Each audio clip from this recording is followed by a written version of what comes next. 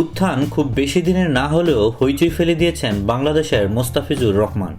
তাতেই নিজেকে ঘিরে একটা মাপকাঠি তৈরি করে ফেলেছেন বাংলাদেশের এ কাটার মাস্টার।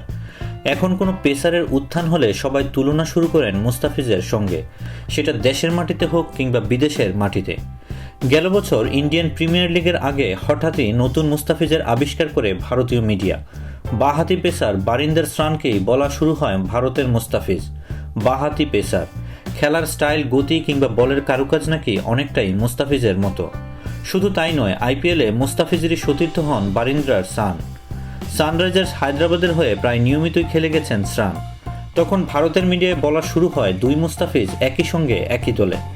এবার নতুন আরেকজন মুস্তাফিজের আবিষ্কার করে ফেলল ভারতীয় মিডিয়া।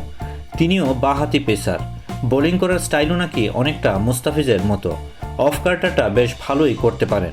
শুধু তাই নয়, ইয়র্কারেও ওস্তাদ। তামিলনাড়ুর ঘরোয়া লিগে সুপার ওভারে টানা 6টি ইয়র্কার দিয়েছিলেন। তার নাম থাঙ্গারাসু নটরাজন। খুব গরিব ঘরের সন্তান, বাবা কুলি। সেখান থেকে উঠে এসে এখন আইপিএলের মঞ্চে অন্যতম আলোচিত তারকা। কারণ 10 লক্ষ রুপি ভিত্তিমূল্য থেকে 3 কোটি রুপি দিয়ে তাকে কিনে নিয়েছে কিংস 11 পাঞ্জাব। এরপরই ভারতীয় মিডিয়া জুড়ে নটরাজনকে নিয়ে আলোচনা। প্রায় প্রতিটি মিডিয়াতেই তাকে তুলনা করা হচ্ছে বাংলাদেশের মুস্তাফিজের সঙ্গে। কলকাতার প্রভাবশালী আনন্দবাজার পত্রিকা লিখেছে তার সেরা অস্ত্র কাটার, যে কারণে বাংলাদেশের মুস্তাফিজুর রহমানের সঙ্গে ইতিমধ্যেই তুলনা শুরু হয়ে গিয়েছে। ক্রিকেট ভিত্তিক ভারতীয় বিখ্যাত ওয়েবসাইট ক্রিকবাজও নটরাজনকে তুলনা করেছেন মুস্তাফিজের সঙ্গে। দেশ বিদেশের নিত্য নতুন খবরাখবর জানতে সাবস্ক্রাইব করে আমাদের সঙ্গেই থাকুন।